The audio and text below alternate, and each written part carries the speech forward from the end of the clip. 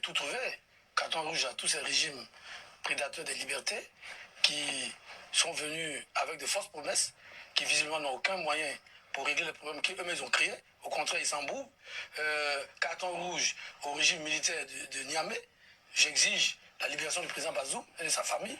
C'est une honte pour notre continent que des militaires qui sont payés par l'argent du contribuable prennent en otage le président élu et le maltraite. C'est regrettable. Donc, carton rouge à tous ces régimes, carton rouge à tous ceux qui les soutiennent à travers le monde, y compris chez nous ici en Côte d'Ivoire. Parce que ce n'est pas acceptable. Ce n'est pas parce que vous êtes incapable d'actionner les mécanismes institutionnels pour changer la situation dans le pays qu'il faut recourir à des militaires qui, eux, n'ont aucune vision. Donc, carton rouge à tous ces gens-là.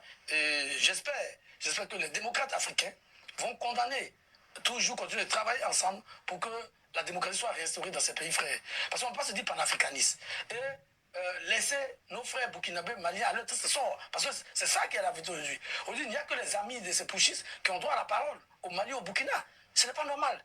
On ne peut pas avoir fait toutes ces luttes pour changer la constitution, pour améliorer la gouvernance dans nos pays et se retrouver en plein 21e siècle avec des régimes sans foi ni loi. Merci Guillaume Bateau. Le prochain carton rouge, non. Bien avant, réaction depuis Chérif Balé, 1 minute pour réagir rapidement, allez-y. Au risque de me répéter, je dirais que c'est vrai que dans l'ordre normal des choses, on ne devrait pas avoir des militaires au pouvoir, mais c'est la mauvaise gouvernance qui pousse souvent dans certains pays les militaires à réagir de la sorte. Et ils ne sont pas les seuls à être dans les fausses promesses. Nous le vivons tous les jours. Ils ne sont pas les seuls à prendre des gens en otage. Nous-mêmes, on est en otage par rapport au fait qu'on n'est pas dans la démocratie, les élections ne sont pas crédibles. Tout ça, c'est des formes d'otage. Donc, il ne faut pas soutenir les coups d'État constitutionnels et, on va dire, condamner les coups d'État militaires. Il faut condamner tous les coups d'État parce que dans tous les cas, un coup d'État n'est pas normal. On a eu quand même l'exemple au Ghana où Jerry Rawlings, bien qu'ayant fait un coup d'État, a réussi à stabiliser le pays, à instaurer la démocratie, de sorte qu'aujourd'hui, le Ghana est un modèle de démocratie. Donc ça veut dire que faire un coup d'État n'est pas forcément synonyme de manque de vision, de manque de stratégie.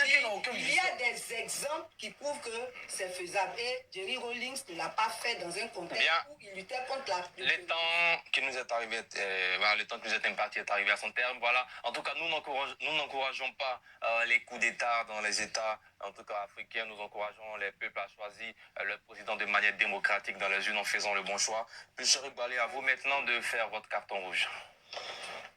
Bon, comme on n'est pas loin de la rentrée, je voudrais adresser mon carton rouge au ministère en charge de l'Éducation nationale parce que tous les ans, c'est les mêmes problèmes qu'on rencontre et ils ne se résolvent pas. Avant nous, quand on finissait, on donnait nos livres à nos petits frères. Maintenant, on ne sait jamais en quelle année on va changer les livres. Et dans ce contexte de cherté de la vie, avec tous ces déguerpissements qui accroissent la pauvreté, c'est quand même dommage qu'on soit en proie à toutes ces incertitudes. Vraiment, nous, on souhaiterait que quand on a des livres au programme, on puisse les garder au moins une décennie, ou bien même si on doit faire peut-être on doit les changer au bout de 5 ans, il ne faut pas que ce soit en dessous de 5 années, il faut que ça se justifie, il faut que ça s'explique aux populations, il ne faut pas qu'on les surprenne parce que vraiment les rentrées scolaires sont vraiment difficiles. Bien, Guillaume Bateau, réaction, 30 secondes sur ce carton. Je crois que Bon, alors, bonjour à tous. Djoubian, c'est mon surnom sur le net. Je suis accessoirement, mais accessoirement seulement, spécialiste de la France. Un panafricain convaincu, un panafricain convaincant.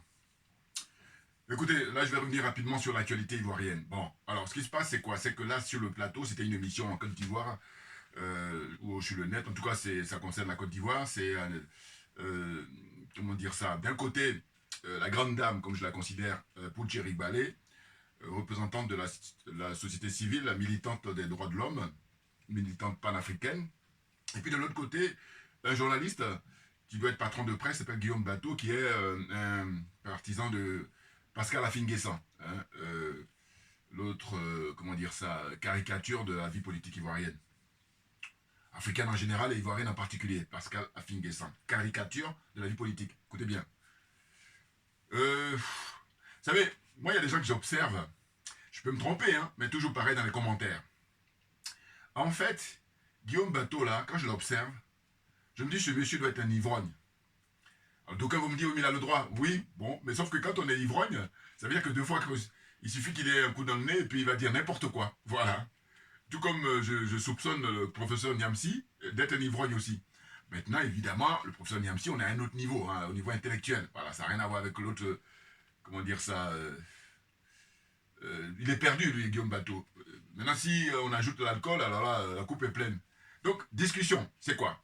D'un côté, lui, Guillaume Bateau, en tant que France-Africain, c'est-à-dire des militants de la France-Afrique, et puis en face de lui, il y a Madame Poutcherik Balé, panafricaine, donc il veut évoluer dans un monde moderne, le 21e siècle, que les Africains puissent vivre paisiblement, qu'on respecte leur dignité. Voyez-vous? Donc lui, quand il est invité à chaque fois sur les plateaux, il est notamment sur le plateau de NCI avec Lydia Rassouba, il passe son temps à critiquer les pays de l'AES, les trois pays de l'AES, à savoir le Mali, le Burkina et le Niger.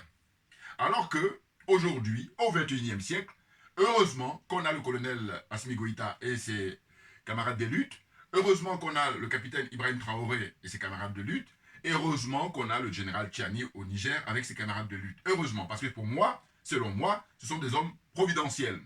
Tout comme, je rappelle toujours, le président, son excellence Vladimir Poutine, est un homme providentiel d'abord pour son peuple, le peuple russe, et puis c'est un homme providentiel pour les pays africains qui veulent sortir, d'une part, de l'impérialisme, du colonialisme, et d'autre part, de la France-Afrique. Voilà. Les choses sont très claires avec moi. Hein. Donc je dis, quand ce n'est pas ton domaine, quand tu ne t'y connais pas, tu t'assois, tu prends des notes, parce qu'on ne va pas nous faire perdre du temps. Voilà, c'est pour gagner du temps. Voilà, c'est très important. Parce qu'il y a d'autres domaines où tu vas être bon, et là, moi, je suis parti, comme je dis, je suis fair play, je vais accepter de même t'encourager. Voilà. À la hauteur de mes moyens, naturellement. Donc, voyez-vous, bon, pareil, hein, vous tapez Poutcherik Balé, Guillaume Bateau, vous allez voir sur Internet, hein, pour ceux qui sont beaucoup plus curieux, pour regarder l'intégralité de l'émission.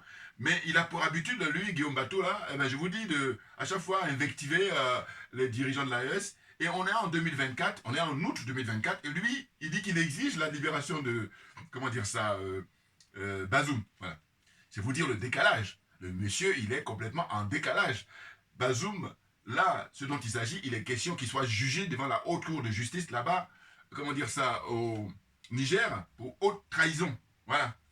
Hein? Alors comme nous, on met la primauté sur la vie humaine, voilà, on va préserver sa vie, totalement. Par contre, il va falloir qu'il rende des comptes. Voilà, parce qu'il est responsable, il n'est pas le seul, naturellement, mais en tous les cas, il a été déposé par les militaires parce que c'était mercenaire, hein, Bazoum, tout comme son prédécesseur. Hein? Comment il s'appelle Alifou, ou je ne sais pas quoi, je ne sais même plus comment il s'appelle. C'est tous ces gens-là, ils travaillaient pour Areva, hein, Orano, tout ça. Areva est devenu Orano. Voilà. Mais ça, c'est la spécialité des Français. C'est comme ils sont champions du monde de l'embrouille, ils changent les noms. Total, hein, c'est ex-Elf. Elf est devenu Total. Et comme la liste comme ça, j'en ai plein, hein, plein. Il y en a plein. Voilà. Pareil, vous allez sur Internet, ceux qui sont curieux, vous allez trouver. Donc, au fond, lui, il dit quoi? Il dit, voilà, je suis contre les coups d'État militaires. D'accord? Et Mme Poutcherik lui dit, mais il ne faut pas condamner seulement les coups d'État militaires, parce qu'il y a les coups d'État constitutionnels. Maintenant, je vous dis, voilà, cette zone-là, la zone des aliénés, la zone des complexés, des corrompus, et j'ai ajouté la zone des jaloux et des sorciers, dites-moi, quel est le pays, alors je vais distinguer les trois pays de l'AES, je les enlève, et puis les autres qui restent, dites-moi, quel est le pays dans cette zone-là où la démocratie, elle est respectée? Peut-être au Cap-Vert, peut-être, et certainement. Voyez-vous?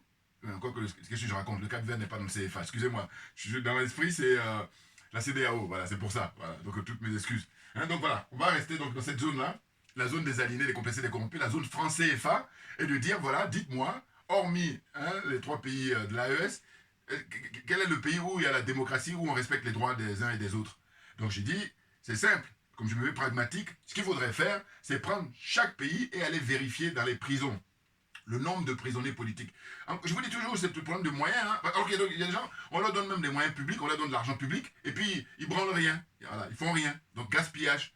Et là, c'est grave. Voilà.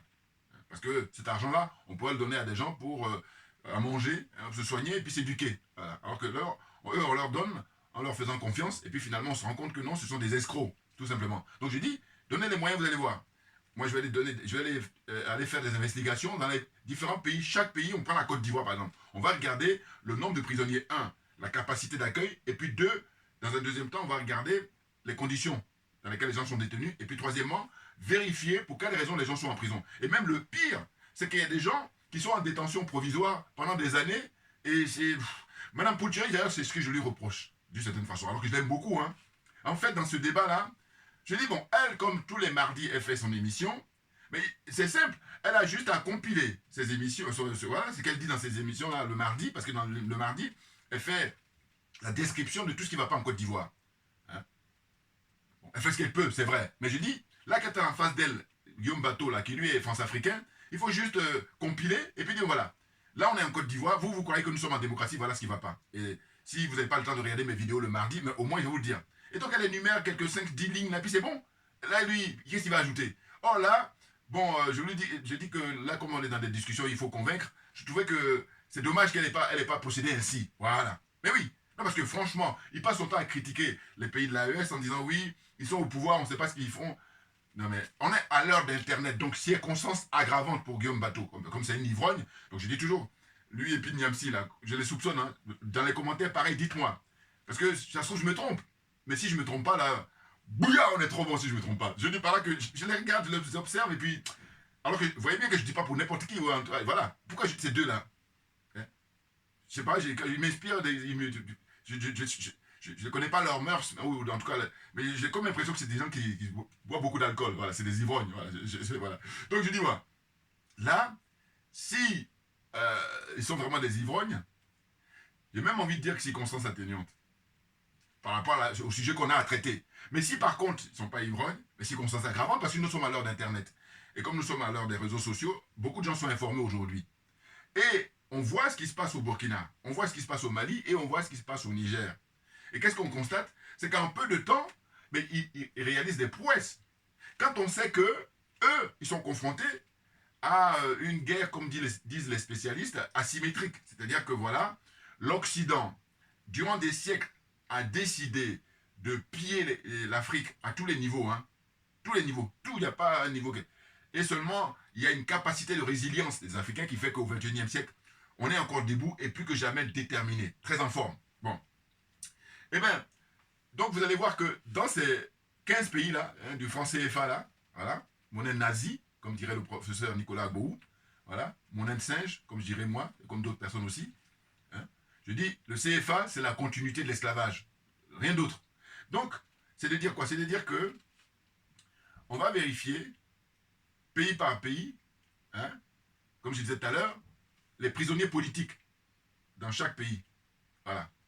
Côte d'Ivoire, Cameroun, Togo, Bénin, Gabon, tout cela. On va passer en revue. Hein, on va faire pays par pays. Quel est le nombre de prisonniers politiques? Bon, ben, les prisonniers politiques, c'est la démonstration la plus forte hein, qu'on n'est pas dans le respect hein, de la liberté d'expression. Liberté d'expression. Bon, je rigole parce que l'actualité nous dit qu'on nous dit qu'ils ont arrêté là un jeune là qui est patron de Telegram, hein, qui fonctionne bien parce qu'il est, paraît-il, beaucoup plus sûr que les autres, que comment dire, Facebook ou que WhatsApp par exemple. Et il a été arrêté par les autorités françaises. Pourquoi? Parce que lui, il a plusieurs nationalités. Il a d'abord sa nationalité d'origine, c'est russe. Et puis, à un moment donné, il était embêté par les autorités russes. Et là, il a eu un appel comme ça des Occidentaux, notamment les Français. Et ils lui ont donné très rapidement, hein, exceptionnellement, la nationalité française. Et là, maintenant, ils l'ont piégé, ils l'ont chopé, là. Bon, je ferai peut-être une vidéo, là, si j'ai le temps, soit aujourd'hui ou dans les jours qui viennent. À ce propos, parce qu'on parle de liberté d'expression à tort et à travers. Or, je vous dis, en ce qui concerne les Occidentaux en général, et les Français en particulier, c'est la célèbre phrase de François-Xavier Verschave, qui dit « Le vice rend hommage à la vertu ». Ouais. C'est ce à quoi ça me fait penser. Il n'y a pas de liberté d'expression alors que ça c'est de la théorie. Dans la pratique, ils n'y croient pas un seul instant. Voilà. Sinon, il ne fermerait pas les chaînes russes. Vous voyez, hein, dès que M. Poutine a démarré, comment dire ça, les hostilités en Ukraine, eh ben, ils ont fermé toutes les chaînes russes. Voilà. Après, on parle de liberté d'expression. Non, il n'y a pas de liberté d'expression, ou en tout cas, quand il parle de liberté d'expression, c'est à géométrie variable. Et là, c'est encore un euphémisme qui est de dire ça. Voyez-vous? Donc là, pour revenir à la discussion qu'il y a entre Mme Poutcherik Ballet et puis l'autre ivrogne là, de Joël Bateau, c'est qu'en fait, je me dis, ces gens-là, en fait, les France-Africains, très souvent, ils sont dans une situation de rêver d'avoir toujours un visa pour venir en Europe en général et en France en particulier. Du coup, il dit c'est pas de bonne loi, ou comment dire, il vaut mieux ne pas critiquer la France. Voilà, c'est tabou de critiquer la France en Côte d'Ivoire, par exemple. Et puis d'autres pays aussi. Donc là, ils vont dire n'importe quoi, même si c'est très loin de la vérité. Hein. Les dirigeants de l'AES, mais ils sont en train de travailler sérieusement, et voilà, j'allais perdre le fil de ma pensée, mais c'est de revenir sur le fait que eux, ils sont attaqués 24 heures sur 24. C'est-à-dire que des gens qui sont basés à Abidjan, des gens qui sont basés au Bénin, qui sont basés dans même tous ces pays-là qui les entourent, pour, comment dire ça, arrêter leur révolution. Hein. Donc, on envoie maintenant des jeunes gens désœuvrés, hein, qu'on appelle des terroristes, hein, pour déstabiliser ces pays-là en permanence, 24 heures sur 24. Maintenant, moi, ce qui m'intéresse, c'est de dire, bon, si on voit que les pays de l'AES sont agressés comme ça, hein, le choix qui est fait par les Occidentaux pour s'emparer des richesses des Africains, hein, au XXIe siècle, voilà. Eh bien, les autres pays, hein, parce que ça, il faut regarder, hormis les pays de l'AES, quels sont les pays qui sont comme ça attaqués par les terroristes, hein? Et là, on apprend même dans l'actualité qu'au Burkina Faso, il y a eu plus de 200 morts dans un village. Des civils, des innocents, ils n'ont rien demandé. Mais simplement, les pauvres, ils payent le prix de la liberté d'une certaine façon. Parce qu'on va rappeler toujours que le cas du Burkina Faso, quand Blaise Compaoré était au pouvoir pendant 27 ans, eh bien, comme il était de connivence, comme il était un élève de la France-Afrique, eh ben, c'était lui qui organisait tous les trucs des djihadistes, des terroristes, là. Voilà. Il avait un lien très fort avec eux pour élaborer leur programme, leur agenda et tout ça. Blaise Compaoré qui est réfugié en Côte d'Ivoire grâce à l'armée française. Vous voyez? Donc là, je me dis, bon, si les autres pays n'ont pas ce problème-là, ou en tout cas, c'est même pas au même niveau, c'est même pas comparable, ben, qu'est-ce qu'ils font de faire du bien pour leur peuple, au niveau économique, au niveau social, au niveau, à tous les niveaux, pour que l'être humain se porte bien dans son environnement? Qu'est-ce qu'ils font? En Côte d'Ivoire, il y a même un truc nouveau là, enfin nouveau, c'est pas nouveau, mais en tout cas, bon, c'est un frère là, je le remercie, un frère panafricain qui m'a envoyé un lien là tout à l'heure avant que je fasse la vidéo sur ce qu'il appelle en Côte d'Ivoire les Woubi. Woubi, en fait, je crois que ça doit être les LGBT là. Bon, excusez-moi, hein, moi LGBT, j'oppose ça à la polygamie. Chacun son truc. Ah non mais, c'est fatigant à la fin. Donc, rapidement, quand je vois ces images-là, il y a un jeune frère qui a fait des vidéos pour dénoncer ça. C'est que, en fait, par rapport à nos mœurs, voilà, c'est ça qu'il faut comprendre. Chacun ses mœurs. Hein, les Canadiens ont leurs mœurs, les Français ont leurs mœurs, ou on va dire les Occidentaux en général, les adeptes de l'OTAN, là, ils ont leurs mœurs. Et puis nous, on a nos mœurs à nous, hein, les Africains. Bon. Eh bien, là, qu'est-ce qu'on voit? Ils disent maintenant que les poupées, une poupée, elle peut être, hein, parce qu'il y a un peu poupée homme et puis poupée femme, poupée féminin, excusez-moi, pour les petites filles, eh bien, ils mettent maintenant des sexes sur les poupées. J'ai vu les images tout à l'heure, je n'ai même pas regardé jusqu'au bout parce que bon, ça me dégoûte, quoi, voilà. La perversion de ces gens-là, et le mot est faible, dire qu'ils sont pervers, c'est faible. Moi, je dis, bon, chacun fait ce qu'il veut. Ils ont leurs mœurs, mais qui s'éclatent, et qui nous foutent la paix. C'est ça le problème. Or, j'ai dénoncé déjà quand Jean-Luc Mélenchon était allé au Sénégal, rappelez-vous, dans mes vidéos passées, où j'ai dit, mais il a le culot de venir parler de ça là-bas en 2024, hein, alors qu'il y a des priorités. C'est tout. Point. Il y a des priorités. Il faut être sérieux. Moi, comme je me veux sérieux, voilà. Quand on est sérieux, on parle de priorité. Donc, quelle est la priorité actuellement là, hein? Ou des jeunes qui prennent des pirogues, là, ce que j'appelle le suicide collectif, quand ils vont là-bas aborder la Méditerranée. Hein? Suicide collectif. La Méditerranée, depuis des décennies, est devenue un cimetière pour les pauvres jeunes africains. Vous vous rendez compte? Bon, c'est pas une priorité, ça? Et puis on nous parle d'autre chose, pour faire diversion. Pour continuer à humilier... Ils humilient les Africains 24 heures sur 24. Là encore pareil, je me répète parce que c'est un but pédagogique là aussi.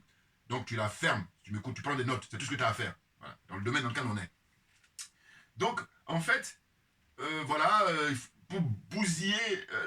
alors, voilà, il ne faut pas que je perde toujours la fil de ma pensée par rapport à ça. C'est ce que je veux dire, moi, c'est que je dis quand j'observe la Côte d'Ivoire, c'est que voilà des gens qui sont dans... Quand je parle de l'aliénation, c'est pas usurpé, hein. C'est pas galvaudé. Quand je parle de complexe, c'est pas galvaudé non plus. Hein. Corruption, alors corruption morale d'abord et corruption matérielle. On est en plein dedans. C'est qu'en fait, eux là-bas, Côte d'Ivoire, pas seulement, mais en Côte d'Ivoire, c'est vraiment la vitrine. C'est-à-dire vraiment le prototype. Quand ils disent qu'ils sont développés, eh bien, ou évolués, mais c'est ça. C'est-à-dire qu'au fond, on copie tout. Voilà, on ne fait pas de tri. Ah non, mais bouilla, on est trop bon dans l'analyse. On est trop bon. Mais là, il faut être fair play, il faut reconnaître et puis on va avancer. Sinon, on va faire autre chose. Fatigue les gens. Ce que je veux dire, c'est quoi? C'est que c'est ça, ce à quoi ça me fait penser, hein. Mais clairement. Non, parce que c'est quoi ça?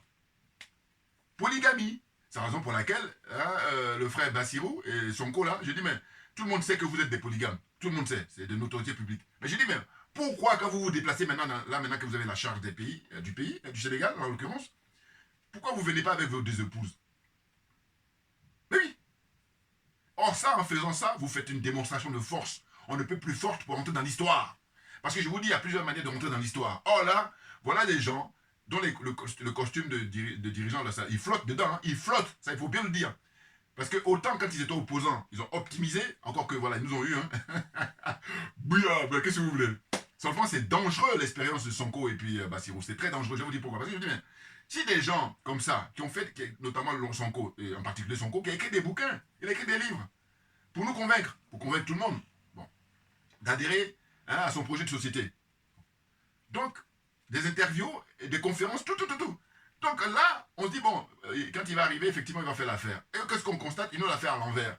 Pourquoi je dis c'est dangereux? C'est que je dis, mais prochainement, s'il y a un frère, une sœur qui est dans la même démarche, eh bien, on va être très sceptique, on va être très, comment dire ça, on va surveiller de près, on va être, comment dire ça, on va pas se mobiliser spontanément.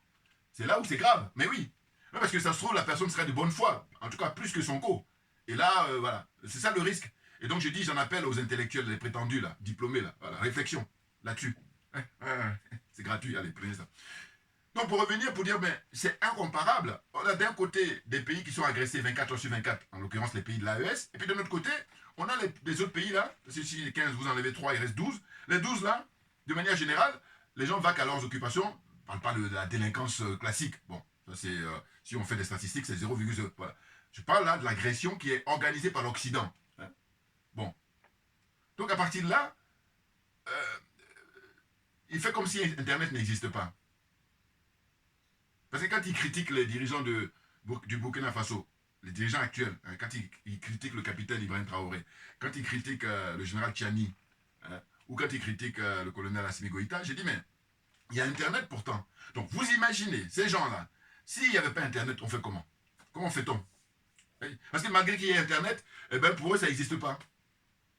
Maintenant, je dis, bon voilà, quand M. Ouattara, son règne sera terminé, il y a deux choses que je propose à tous ces gens-là qui ont occupé les postes importants, où ils avaient une visibilité importante, à savoir à la télévision, à la radio, à la presse écrite. Voilà, tout ça. Deux choses. Soit vous partez à la retraite, soit vous changez de métier. Ça, je vais toujours le maintenir. Non, parce que c'est trop facile. Et je les connais. Hein. Même quand demain Ouattara va être viré par le peuple, vous allez voir qu'ils vont faire comme si de rien n'était. Parce qu'ils sont profondément malhonnêtes. Et dire ça, c'est même... pareil, c'est un euphémisme. Ils sont plus que malhonnêtes. Et moi, je dis qu'il faut les surveiller parce qu'on a les images pour dire que vous avez fait trop de mal. Parce que par vos agissements, hein, et bien voilà ce que ça donnait pour la société ivoirienne ou la société africaine en général et ivoirienne en particulier. Vous avez passé votre temps à induire le peuple en erreur. Hein, à faire de la démagogie. Ne pas dire la vérité aux gens. Franchement. Le jeune capitaine au Burkina, mais il a beaucoup de mérite. Comme je répète toujours, c'est la réincarnation de Sankara. Mais il y a des techniciens là, russes qui viennent pour l'installation prochainement d'une centrale nucléaire. Mais en Afrique, dites-moi, moi je ne connais pas, autre que l'Afrique du Sud, quel est l'autre pays en Afrique, hein, le continent africain, où il y a centrale nucléaire? Dites-moi, toujours dans les commentaires. Et l'Afrique du Sud, je rappelle toujours, l'expérience de l'Afrique du Sud, c'était que quand il y avait l'apartheid, l'Afrique du Sud avait l'arme nucléaire. Dotée par qui? Dotée par les Français, les Américains et l'Israël. Voilà. Ce sont les trois pays-là. Il y en a d'autres, hein, Canada aussi, mais les plus connus, c'est États-Unis, France et Israël qui ont doté l'Afrique du Sud de l'arme nucléaire.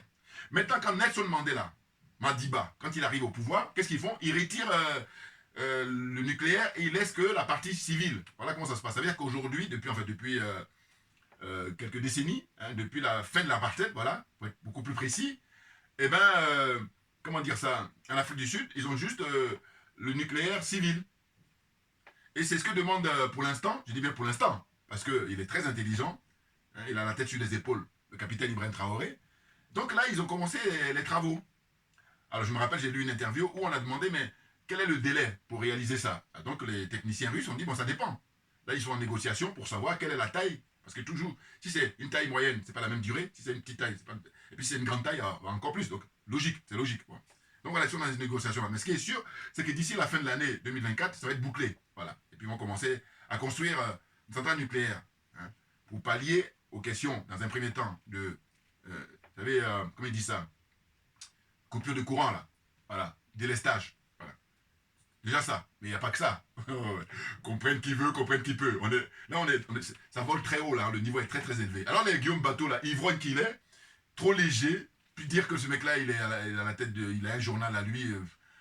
par curiosité, je vais quand même le lire une fois. Ça se trouve, en écrivant, ça... Bon, je pense qu'en écrit, il doit être mieux que quand il s'exprime, là. Parce que il dit n'importe quoi. Là, avec lui, je l'écoute, je dis, mais pourvu que ça mousse. Voilà, c'est tout ce qui l'intéresse. Il dit des contre-vérités en permanence. Non mais attends, en Côte d'Ivoire, il y a les bases militaires françaises qui sont là. Et puis même, bon, tout s'explique, hein, je dis toujours. Tout s'explique parce que M. Ouattara, comment il arrive au pouvoir? Il est arrivé au pouvoir par les armes. Ce sont les Français qui l'ont mis là. Donc là, on ne peut pas oublier ça. Et tous ces gens-là, ils font comme si ça n'a pas existé. Franchement. Ah non, mais c'est dingue, hein. Ah là là là là. Mais bon, nous, on garde le cap. Ah ben, bien entendu.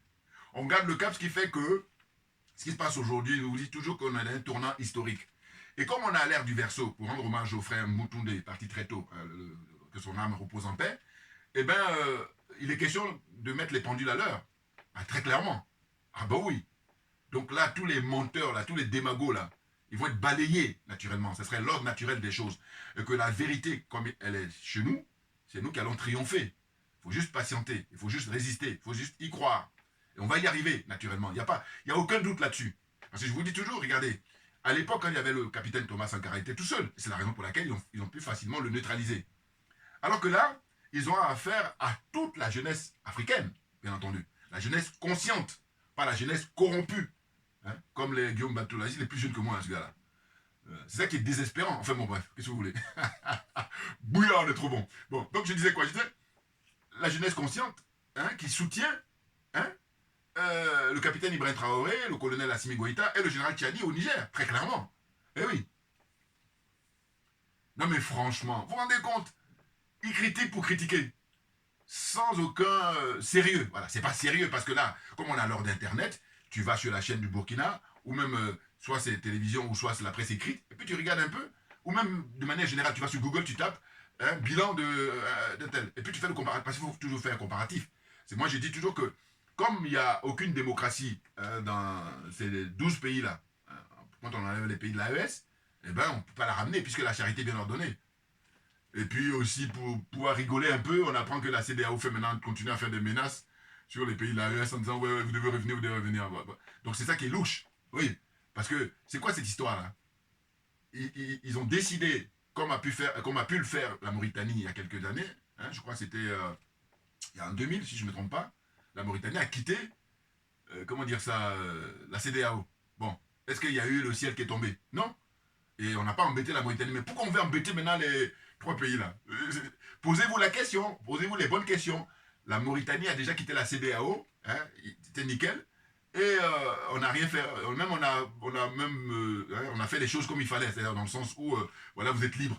Mais accorder cette liberté au Burkina, au Niger et au Mali, tout simplement. Bon, accorder, on s'en fout, en fait, parce que je vous dis, pareil, j'ai écouté là une interview, une intervention du brillant ministre des Affaires étrangères, Abdoulaye Diop. Hein, c'est ça, je ne me trompe pas, hein, voilà, du Mali. Il y a une journaliste qui lui pose la question, il était ici en Europe, là, il était en tournée. Elle dit, oui, que pensez-vous justement de, comment dire, la CEDEAO par rapport à le fait qu'il condamne votre sortie, enfin bon, en tout cas, ce que j'ai retenu, en gros, c'était sa réaction. Sa réaction était très intéressante. Il a dit, mais je n'ai pas envie de commenter une décision de la CEDEAO puisque on n'est plus concerné. Oui, j'adore ça. Ouais, ouais. Ils ne sont pas concernés, c'est fini. Hein. CEDEAO, on a tourné la page. Mais définitivement, comme j'ai dit, ils ont pris un aller simple. Voilà. Il faut être sérieux. Attendez. La CEDEAO a inféodé. La CEDEAO appartient à l'Occident. Et là, les Guillaume Bateau, là, qui, eux, par contre, voilà, ils reçoivent sans doute des fonds publics, ou je sais pas, pour faire son journal, là. Voilà. Et donc, il est censé éclairer le peuple. Eh ben non. Il est là, il fait exprès. Et c'est pour ça que je dis, quand Ouattara s'est rappelé au pouvoir, vous changez de métier ou vous allez à la retraite. Et puis à la retraite, comptez pas pour moi pour vous donner de l'argent. Non, non, débrouille-toi. Non, parce que, attendez, vous n'avez pas été sérieux. Donc à un moment donné, en tant qu'adulte, vous allez assumer. Ah ben moi, c'est de ça dont il s'agit, hein. Très clairement. Non mais franchement. Et puis pour terminer, voilà, il faut que j'ai fini ça à un moment donné. C'est en fait, hier soir, rapidement, je n'ai pas regardé longtemps, mais j'ai regardé un petit peu sur Kofi, j'ai regardé Kofi Isaac. Isaac Kofi, c'est le frère ivoirien qui habite, comment dire, au Mali, là. Enfin, qui réside au Mali pour des raisons de sécurité. Bon, on comprend, on comprend.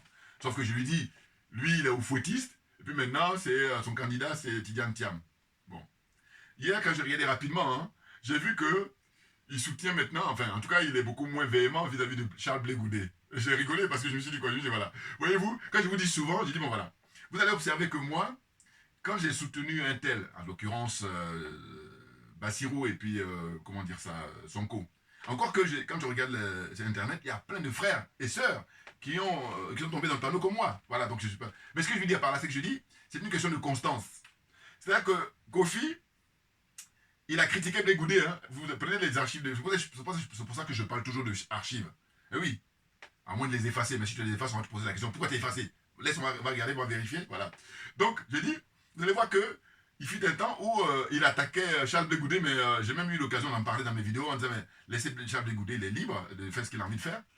On l'a accusé de dire que ouais, il pactise avec Ouattara et tout. Oh là, hier, la vidéo de Kofi, enfin, une vidéo Kofi Isaac que j'ai regardé, eh ben, il a même donné la parole, enfin, non, la parole. En tout cas, il a montré une vidéo de Charles Blé Goudé qui est actuellement en train de sensibiliser toute la jeunesse, toute la population ivoirienne. Il fait cette tournée là, et il était dans son village à Ouagadougou là-bas, et puis il faisait pour sensibiliser les gens. Il montrait la carte en disant aux Ivoiriens, hein, surtout aux jeunes, allez-y, vous faire, comment dire ça, enrobé, voilà, pour pouvoir voter si tout se passe bien en octobre 2025. Je dis bien si tout se passe bien, parce qu'on ne sait pas encore.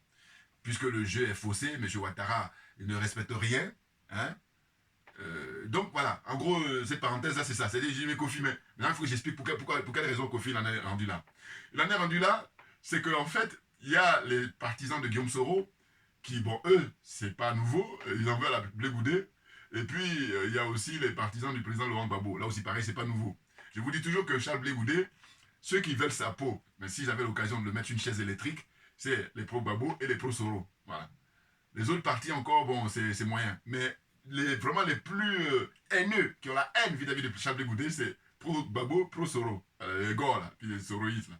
Oui, oui, oui. C'est incroyable. Et moi, je continue toujours à le défendre parce que je dis, mon problème, c'est Guillaume Soro de dire qu'à partir du moment où la justice internationale, hein, la justice qui est faite pour les Africains, là, la CPI, là, voilà, à partir du moment où ils ont convoqué, ils ont traduit là-bas le président Gbagbo et puis Charles Blé Goudé, j'ai dit, ben, maintenant ce qui reste, c'est M. Ouattara et M. Soro qui doivent aller s'expliquer. Et dire ça, mais c'est juste, enfin, c'est la justice. Et ça, c'est un minimum. Comme j'ai toujours rappelé que moi, ma religion, c'est la vérité et la justice. Tout simplement, hein. Il y en a qui ont leur religion, ils sont chrétiens, ils sont musulmans, ils sont bouddhistes, ils sont tout ce que vous voulez. Moi, c'est la vérité dans un premier temps et ensuite la justice. Tout simplement. Et alors, je suis dans l'esprit de la Mahat. Voilà. Sans avoir lu plein de bouquins, 10 000 vidéos. Non, non, non, non. Simplement, voilà, comme je vous dis, moi, dans ce domaine dans lequel on est, je suis comme un poisson dans l'eau. Voilà. Il y en a d'autres qui ont lu même 10 000 bouquins, mais pourtant, ils sont perdus, ils sont perturbés. Ils ne vont pas à l'essentiel. Pourquoi? Mais parce qu'ils n'ont pas l'intégrité morale. C'est ça, ça se joue. Et là, je dis, je me distingue d'eux par rapport à ça. Ouais. Bouillard, le trop bon. Voilà, on avance. Donc, voyez-vous, constat qu'on fait, c'est qu'il n'y a pas de constante là chez Kofi. Il critique Blé Goudé le lundi, et puis là, le mardi, il lui donne des points. Et puis le mercredi de même, bon, parce que tout dépend, parce que lui, son candidat actuellement, c'est, comment dire ça, Tidiane Thiam. Et je rappelle que Tidiane Thiam, c'est ni plus ni moins, j'en ai parlé dans toutes mes vidéos, le candidat de la France pour succéder à M. Alassane Draman Ouattara. Voilà. C'est pour faire peau neuve. Alors évidemment, je pense que lui, il ne va pas être barbare comme l'est comment dire ça, M. Ouattara. Mais en revanche, ça va être le statu quo. Et d'ailleurs, avant de terminer ma vidéo, ce que je tiens à préciser, c'est de dire, regardez, autant, comment il s'appelle, Ousmane Sonko et Bassirou, je ne pouvais pas imaginer qu'ils allaient nous faire ça. Mais en revanche, dès maintenant, là, si vous regardez toutes mes vidéos, je suis constant. Ça montre là, le sérieux, ça montre l'honnêteté intellectuelle, l'intégrité morale. C'est de dire que M. Tidiane Thiam, aucune contestation sur son parcours universitaire, hein, scolaire et universitaire, même professionnel, rien à dire. En revanche, pour faire de la politique, j'ai dit non. Parce qu'il a été coopté par la France. Bon, toutes mes vidéos, j'ai dit ça. Clairement. Mais en fait, Kofi, il le sait. Mais simplement, il est dans le tribalisme. Enfin, ou en tout cas, dans être fouettiste. Ce qui fait que, voilà, c'est le... Comment dire, le petit-fils de Fouboigny. Donc voilà, il faut le soutenir. C'est plus dans ce cadre-là hein, que Kofi il fonctionne. Donc après, ces gens-là vont prétendre qu'ils sont intellectuels. Non, je suis désolé. Un vrai, un authentique intellectuel, il prend le dessus. Voilà, il se met au-dessus. Et puis essayer d'éclairer le peuple. Bouillard, on est trop bon, trop bon. Voilà. Donc en fait, je dis que il y a actuellement la campagne qui a commencé en Côte d'Ivoire. Elle n'est pas officielle, mais en tout cas, ça a démarré là. Où d'un côté, on a le président Laurent Gbagbo qui fait un appel, où il demande à ce que toute l'opposition se réunisse pour faire partie M. Ouattara. Et puis, il se trouve qu'il y en a qui grattent les cheveux, qui disent bon, on va voir, et puis on réfléchit. Et puis, il y a aussi Mme Simone Gbagbo qui a fait aussi un appel. Et donc, on est dans cette configuration-là, où qu'est-ce qu'on constate? Ils ont organisé une réunion, et à cette réunion-là, étaient présents les représentants de monsieur comment il s'appelle là? J'ai failli dire monsieur GPS, Guillaume Soro, là. Le fuyard, comment on appelle ça? Le fugitif. Bon. Il est où, Soro, là? Enfin, bon, bref. Donc, il y a un de ses partisans, ces lieutenants, là, qui est parti à cette réunion-là, et il y en a deux qui ont été arrêtés. Ils sont même en prison, là. Bon. Et ce qui s'est passé, c'est que le PDCI fait une déclaration en disant, voilà, on les soutient en tant qu'individus, mais par contre, on n'a aucun lien avec le GPS. Que je t'embrouille, et puis tout le monde n'est pas dupe, tout le monde a compris. Voilà. C'est-à-dire que c'est n'importe quoi. C'est-à-dire que vous êtes mis ensemble pour signer un papier, hein, un collectif, pour dire, voilà, on va se mettre ensemble pour faire partie, pour renverser le régime de M. Ouattara. Si l'un d'entre vous se fait arrêter, quand bien même je ne supporte pas Soro, mais je me dis, mais il y a un minimum de solidarité qu'il faut, sinon vous êtes profondément malhonnête. Et c'est clair. Je vous dis toujours pareil, la classe politique ivoirienne, à 99%, ils sont tous france-africains. Dans les commentaires, dites-moi le contraire, avec argument à l'appui. Moi, je parle en tant que spécialiste. Oui. Être dans le domaine dans lequel on est, je suis comme un poisson dans l'eau. À 99%, la classe politique ivoirienne, ils sont france-africains. C'est pour ça que le scénario qu'on vit, comment dire ça, au Sénégal, mais ça va être le même. À minima. Sinon, ça va être encore plus. C'est-à-dire que rien ne va changer, on continue la route où les Français, ils vont décider de la pluie et du beau temps. Malheureusement. Donc, c'est la raison pour laquelle, pour terminer ma vidéo, je dis que le peuple ivoirien, le peuple de Côte d'Ivoire, comme d'autres pays aussi au Cameroun, tout ça, vous ne pouvez pas faire l'économie d'une révolution. C'est naturel. Vous ne pouvez pas faire l'économie d'une révolution. Voilà. Ça veut dire que vous êtes obligé de passer par une révolution, comme au Mali, comme au Burkina et comme au Niger, très clairement. Et c'est ainsi que j'en appelle aux officiers qui sont dans l'armée ivoirienne, aux officiers qui sont dans l'armée béninoise, aux officiers qui sont dans l'armée camerounaise, hein, ainsi de suite. Vous voyez, qui sont dans l'armée togolaise. Il faut faire comme vos frères d'armes qui sont au Mali, qui sont au Burkina et au Niger. Il n'y a rien d'autre. Autrement, vous êtes complices de la souffrance de vos peuples. Bien entendu. Vous êtes complices. Donc, quand le moment viendra, vous allez être jugés avec la sévérité qui s'impose. Bien entendu. Non, parce que le peuple, c'est lui, normalement, qui est souverain. C'est lui qui est le patron. Or là, on a inversé les valeurs. Des gens comme Ouattara, des gens comme Talon, des gens comme Faure Gnassingbé, des gens comme, comment il s'appelle, Paul Biya, ainsi de suite. Ces gens-là, eux, ils inversent les valeurs qui fait qu'ils se prennent pour les patrons et le peuple, il est esclave. Est-ce que ça ressemble à quoi, ça? Ça ressemble simplement à la dictature. Merci beaucoup pour votre attention et puis à très bientôt. On ne les lâche rien. Sachez que bon voilà, là je suis très occupé actuellement là, parce que voilà, mais on garde le cap. Voilà. Merci pour votre attention. On ne lâche rien comme j'ai pour l'habitude de dire, mais simplement parce que c'est nous qui avons raison. C'est tout. Point. Ferme-la et puis prends des notes.